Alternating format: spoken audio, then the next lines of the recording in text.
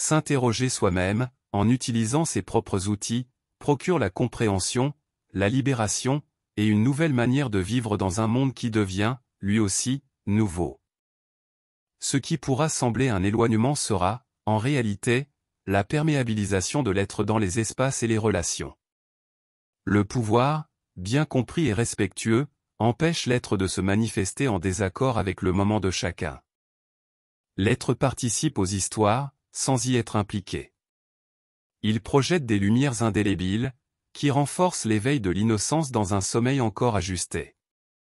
Il peut sembler peu attrayant, que l'être se revête d'invisibilité et d'inconnaissabilité, agissant comme le plus commun, simple, et insignifiant, parmi les êtres exposés, et que dans cela réside sa sagesse.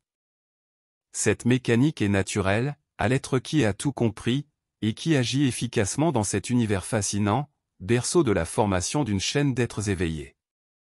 Voici donc les cartes dévoilées d'un jeu prédéfini, dont la progression exige un travail visuel parfait, qui rejette tout ce qui conceptualise les images reçues.